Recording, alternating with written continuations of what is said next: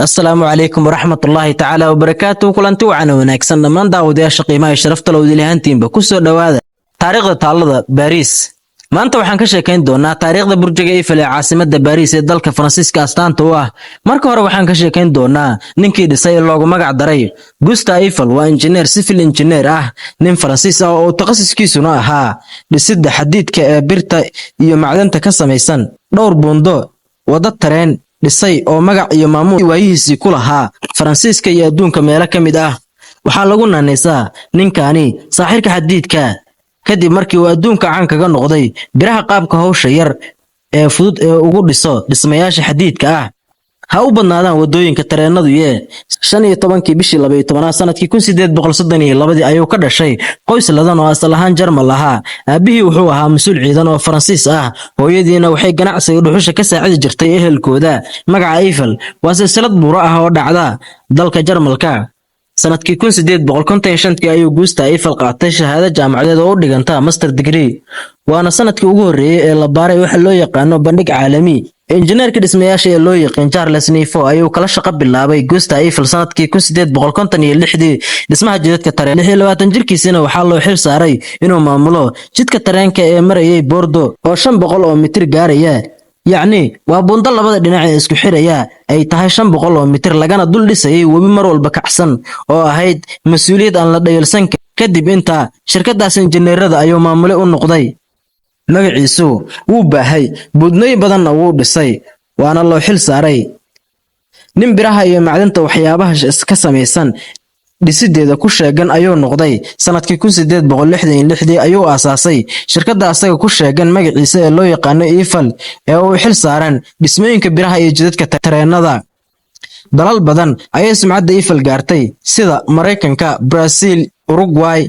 Spain, Peru, Mexico iyo Chile waxaa loo xil saaray magaalo Portugiis ah inuu ka dhiso bridge gaaraya 160 mitir sidii la filayay si ka adag kana dhaqaale fudud ayuu u dhisay waxaa la filayay bridge-kaas inuu ka kanaan doono dhaqaalaha ku baxayana badnaan doono heer bridge-kaasi boqorkii iyo boqoradii Portugiiska inta yimaadeen ay iyagu xariga ka jareen sanadkii 1878 ayay shirkadiisu noqotay shirkadda ugu horeysa shirkadaha biraha dhisa sanadkii 1889 oo ahay sanadkii xigayna waxaa loo xil saaray inuu dhiso taalada xorriyadda Mareykanka kadib markii uu dhintay injineerkii hawsha waday taawarka Eiffel markii uu dhisay 15 mitir ee ugu horeeyay ayay ku adkaatay inuu helo wax uu birahaasi culus ku qaado kadib wuxuu keenay in saqaalada dhismaha loo dhiso qaab sida haramka u kala sareyso sida biraha la isugu gudbiyo 2 sano iyo 2 biloodna waa uu ka taqalusay mashruucii markii ugu horeysay dad badan oo Faransiis ayaa ku mucaaraday iyagoo ku eedeynayo in bilicda magaalada birtaasi ay wax u dhibayso laakiin taawarka Eiffel wuxuu horseeday in malaayiin qof sanad kasta soo booqdaan Paris si waa caadada mashruuc kasta oo horumar ah marka la bilaabayo in lagu mucaarado iyadoo meel kale wax laga eegayo markii mashruuca Eiffel uu dhamaaday waxaa loo xil saaray dhismaha kanaalka Panama inuu qayb ka noqdo waana dhismaha adduunka ugu adag ee dad sameey ah dhismaha taawarka Eiffel waa taawar bir ah oo dhismaha dhererkiisu gaarayo 324 mitir waxaa dhismihiisa la bilaabay 28 bishii koowaad sanadkii 1887 waxaana xariga laga jaray 18 May sanadkii 1889 wuxuu noqday astaanta caasimadda Paris astaanteeda dalxiis iyo rugta sagaalaad ee 2006 ugu booqashada badneed Faransiiska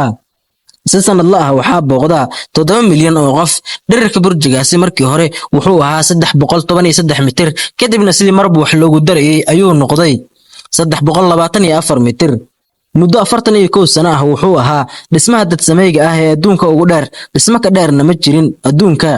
burjiga Eiffel tan iyo asaaskiisii wuxuu soo jiitay 236 milyan oo qof oo dalxiisayaal ah oo daafaha dunida ka kala yimid oo soo booqday waxaa lagu dhisay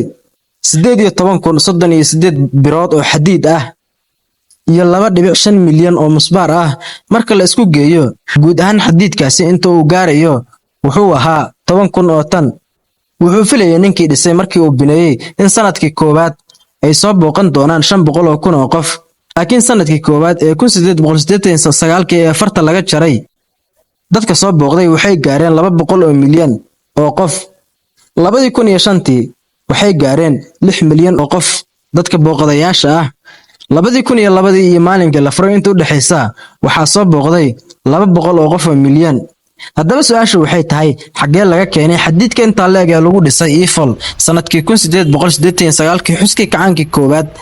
ee ka dhacay Faransiiska oo 100 sano in ka badan ay ka soo wareegto